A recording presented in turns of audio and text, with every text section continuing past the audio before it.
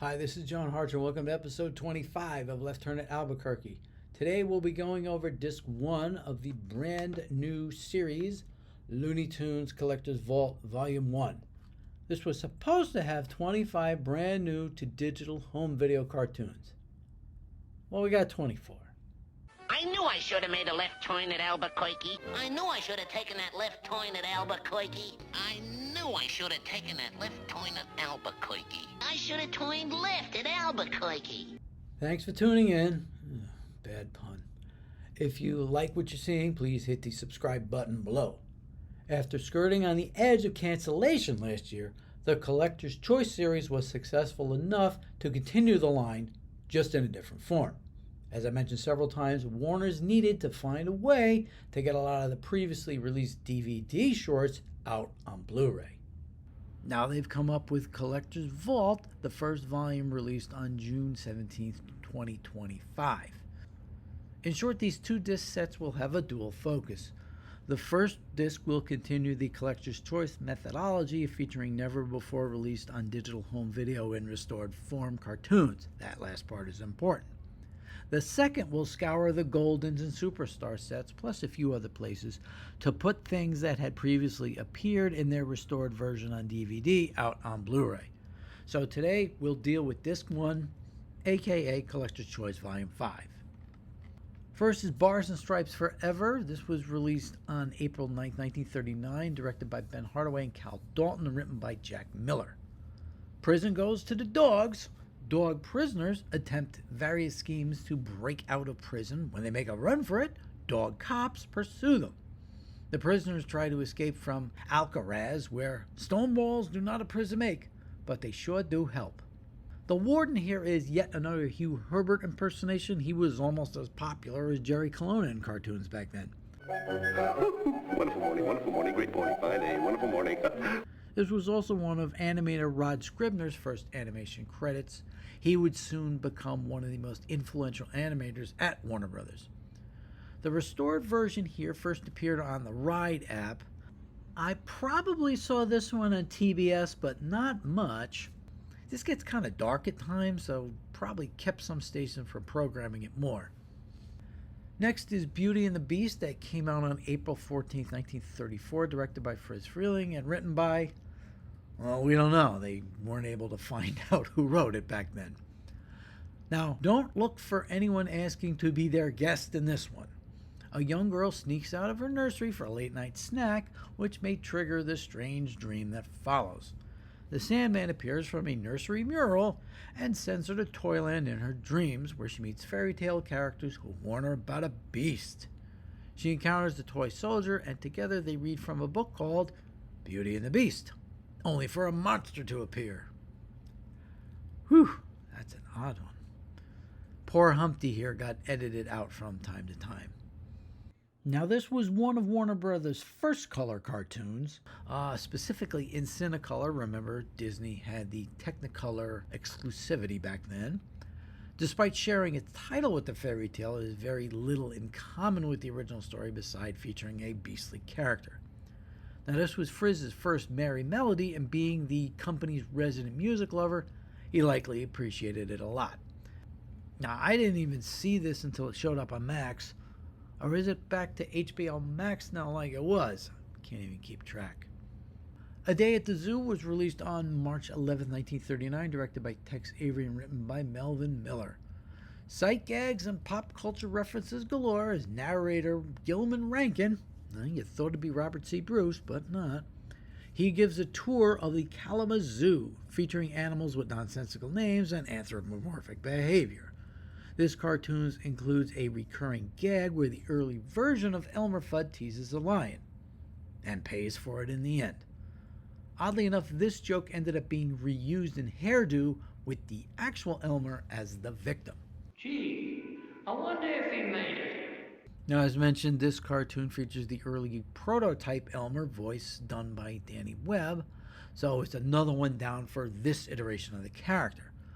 The problem is one of his unreleased tunes is Isle of Pingo Pongo, one of the censored 11. That one was also the first of Tex's travelogue cartoons, so it does have some historical context, but You know, this one was on TBS quite a bit. The Dixie Friar came out on September 24th, 1960, directed by Robert McKimson and written by Ted Pierce. Foghorn Leghorn flies south for the winter, gets pulled by wild ducks in a basket, and lands in what he thinks is a peaceful southern locale.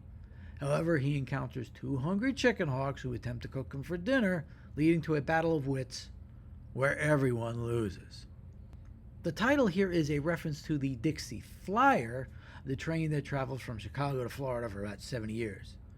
This was the second and final cartoon to feature Pappy and Elvis, who first appeared in Backwoods Bunny, so they're done.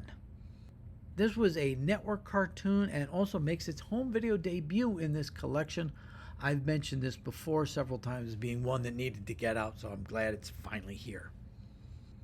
Double or Mutton was released on August 6, 1955, directed by Chuck Jones and Michael Maltese. This was already on Looney Tunes Collector's Choice Volume 4, and it's here by mistake.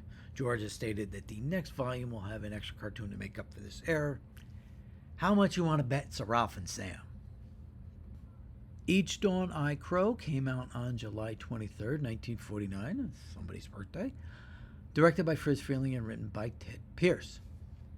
John Rooster proudly struts around the farm until a mysterious voice makes him paranoid that Elmer Fudd is sharpening his axe for a chicken dinner. The voice continues to taunt him, leading to several schemes to prevent his Sunday dinner fate, including painting a moon on the window and building a higher fence to keep the sun from rising. Now, this cartoon makes fun of the old radio show Inner Sanctum, and the title is a play on the 1939 Warner's film Each Dawn I Die, which was included on the DVD for that film. This was also the last Warner Bros. Cartoon to feature the voice of Frank Graham before his suicide a year later. Hey, sad to hear that. This is one of 3 shorts being restored for the first time for this collection. Now, this was another one I didn't see until HBO Max. I also bought it off of Prime, but it was unrestored there, so it's nice to see it look this way. Wait, Some Sunday Morning again?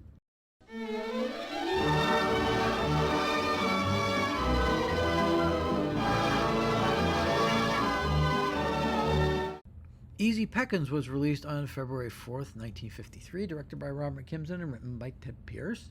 Appropriately enough for Valentine's Day, a fox tries to get into a hen house by wooing a lonely hen, but her husband, the rooster, is onto his tricks. This is typical McKimson conflict. I definitely remember seeing this one quite a bit at one point. I especially remember the ending here. You can say that again, sister. You shouldn't have done it, George. You shouldn't have done it. Feather Dusted came out on February 26, 1955, again by McKimson and Pierce. Foghorn tries to teach Egghead Jr. once again, and of course the youngster gets the best of him every time. Now, this is the second Egghead Jr. cartoon, and it used to be a pretty regular feature in syndication. But the Cowboys and Indians segment here gets edited out on Cartoon Network and Boomerang. However, MeTV shows it complete. Guess it's just different philosophies. Fox and the Fix was released on December 8th, 1951, directed by McKimson and written by Warren Foster. Another fox tries to get into another hen house, but runs into complications, this time in the form of the dog from Early to Bet. We'll see that in the Golden Collection Volume 1 episode. Once again, characters in conflict is a McKimson hallmark. Now, I actually never saw this until it turned up on MeTV, maybe about a year ago, which put it on my radar for a possibility for this set. Goodnight Elmer came out on October 26, 1940, directed by Chuck Jones and written by Rich Hogan. Elmer has trouble getting to sleep as a candle conspires to keep him awake. Sounds a little like Tick-Tock Tucker, doesn't it? But there's just one person here. Now, this is very early in Elmer's life as this iteration of the character, so I guess they were just looking for things to do with him. Now, the restoration on this one reveals like unseen lighting and color work that really couldn't be appreciated on the old AAP versions. Now, this cartoon does have its detractors, including Jerry Beck, who basically calls it a cartoon version of an Edgar Kennedy short. I mean, he's not wrong. This is Chuck beginning to stretch out from his Disney phase into what would become his experimental phase. We'll see a key tune from that era on the next disc. Now, this didn't get shown a lot on TV around our way until Cartoon Network. I mean, maybe Channel 29 or TBS showed it at one point, but I really don't remember it until much later. The Goofy Gophers was released on January 25th, 1947, directed by Art Davis. Well, Bob Clampett came up with the idea and did the recording sessions before he left, so it's a twofer here. And the writer was Cal Howard. Two overly polite gophers battle a dog as they attempt to collect vegetables from a victory garden, and they win in the end. But they have to share their bounty with a certain special guest star.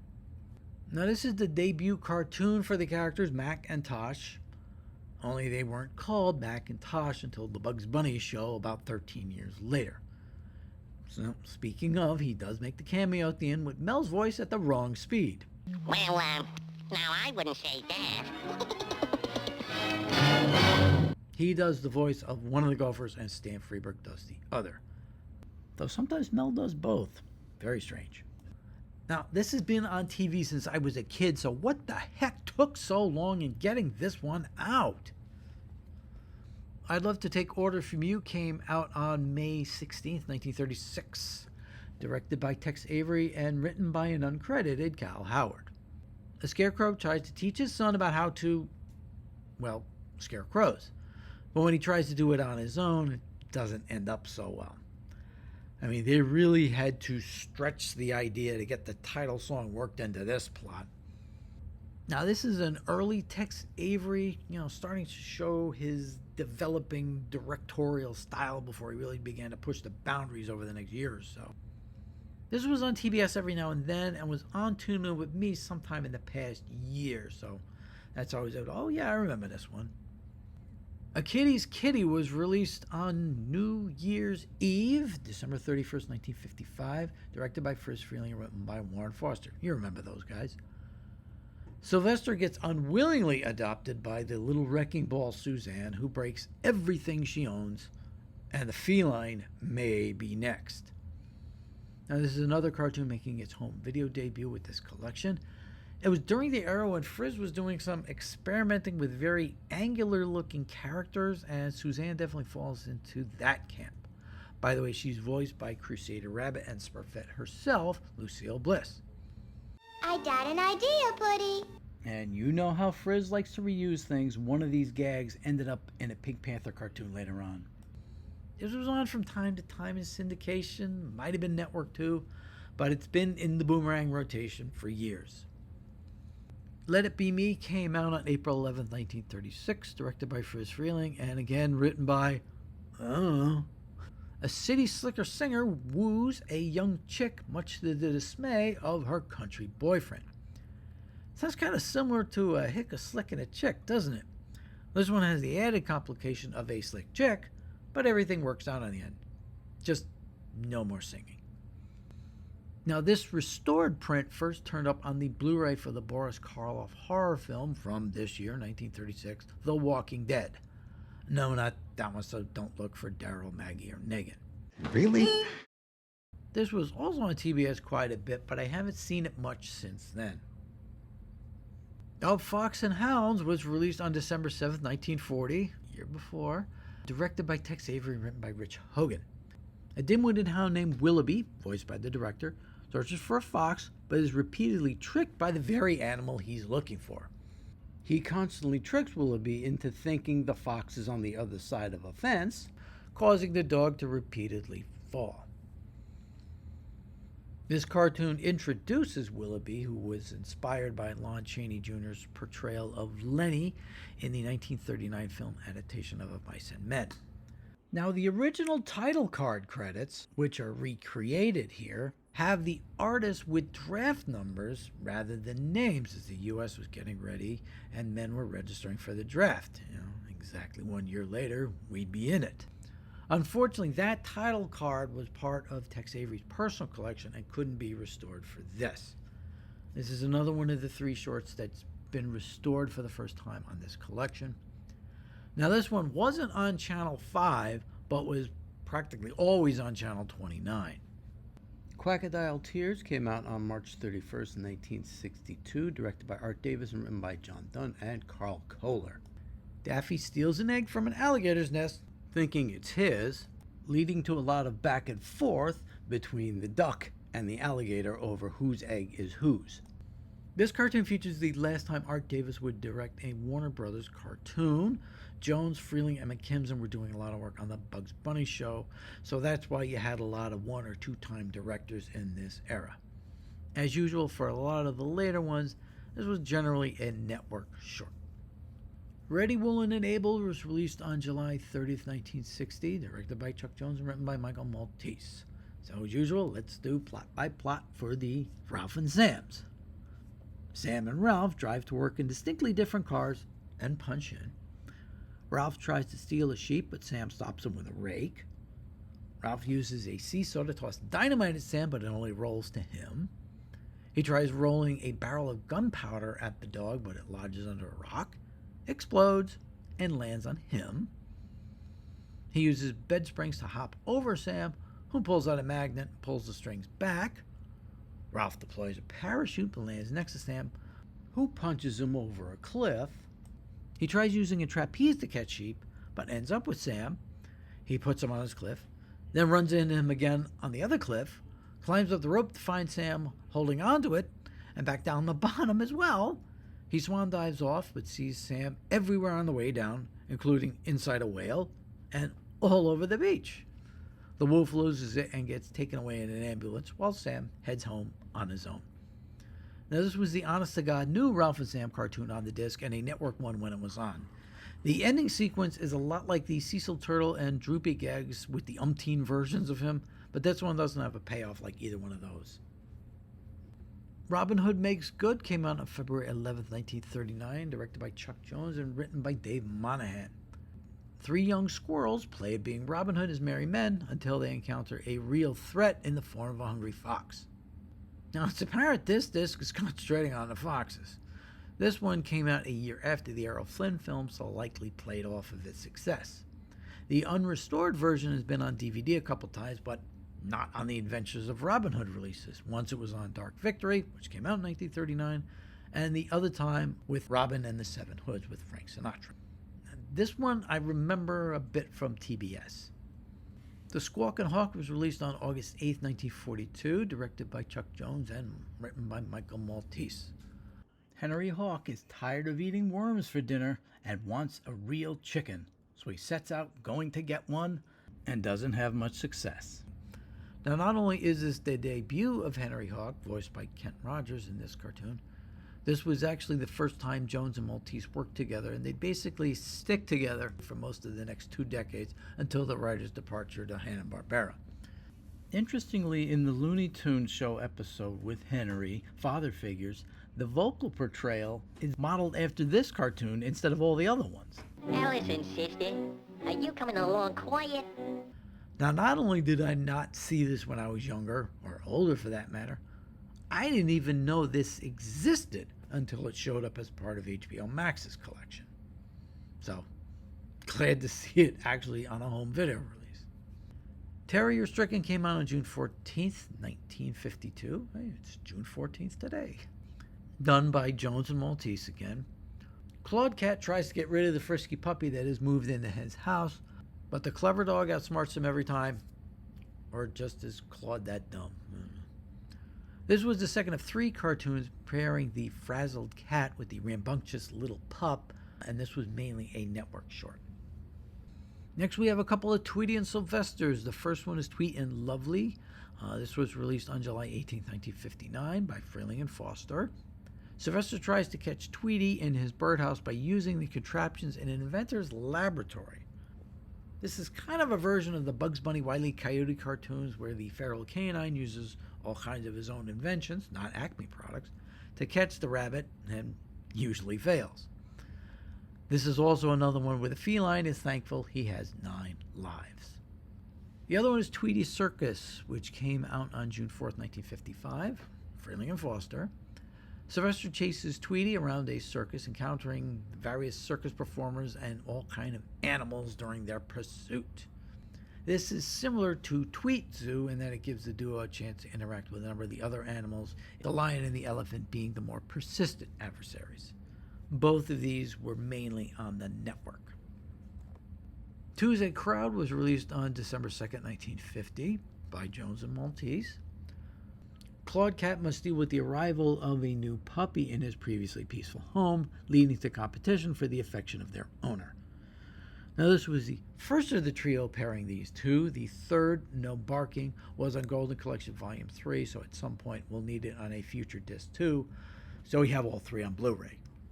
The last two shorts on the disc are Roadrunner and Coyotes. The first, Wild About Hurry, which came out on October 10, 1959. You know who, Jones and Maltese.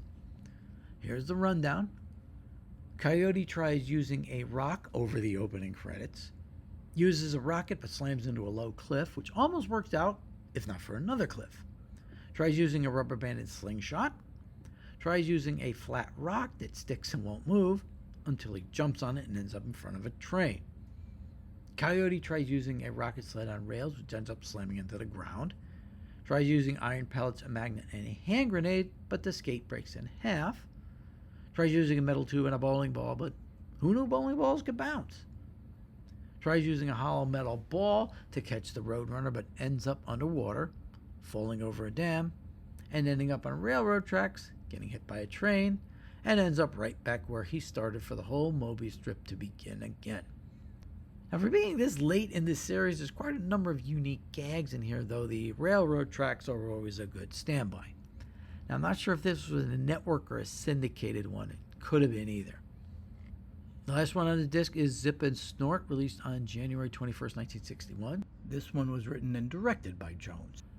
Coyote tries catching the Roadrunner by following the but ends up being chased by a truck, which leads him falling off a cliff.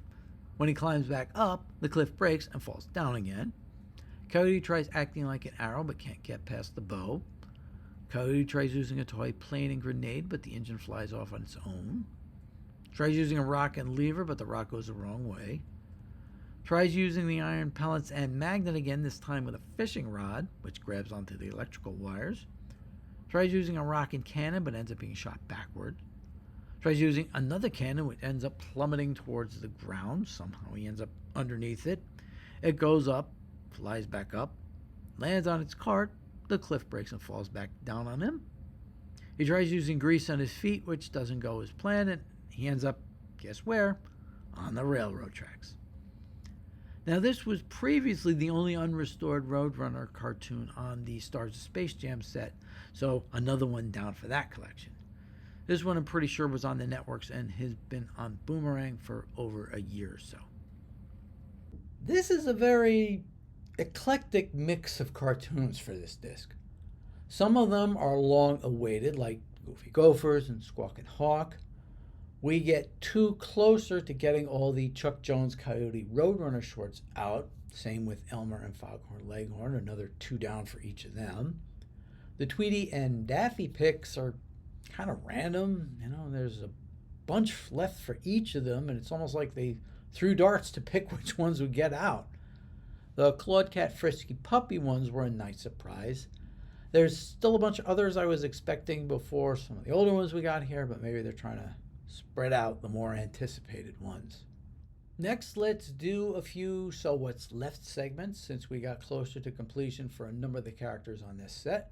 First, so what's left for the Goofy Gophers? Still a bunch. I Go For You was a bonus on the DVD for His Majesty O'Keefe, but was restored on Max, so it'll be a Disc 1 candidate. Same for Pests for Guests, which was also on Max. Lumberjerks and Go For Broke have been on DVD, so they're prospective Disc 2 candidates. And Tease for Two still needs its first appearance, so that'll be a Disc 1 prospect. So what's left for Henry Hawk? Well, we're down to just one. The Egg-Sided Rooster, which, as you can see by the title card, we may be waiting a little while. Then we did get feather dusted here. As for Claude Cat and Frisky Puppy, they're all on home video as of now, and most are on Blue. Thanks to one of the ones on Disc 1, only 3 more upgrades are needed for Claude.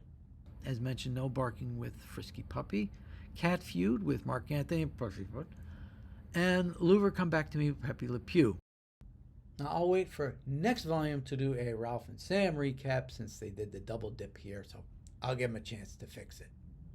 Since we're basically down to the so what's left category with the characters, I'll hold off on a rundown on them for when we do the disc 2s, but we'll do a director breakdown for each disc. This time out, Chuck Jones has 8, and one more by mistake. Frizz Freeling has 6, McKimson has 4, Avery gets 3, Art Davis has 2, 1 with the assist from Clampett, and Hardaway and Dalton have the 1. Now, Bob Clampett has very few left to go on disc. I know Nutty News is 1, as well as a couple of others we won't be seeing anytime soon. Next time it'll be disc 2 with 25 honest to God new to Blu-ray cartoons, including a number we've already talked about in previous episodes. I'm John Hartranft. Thanks for watching.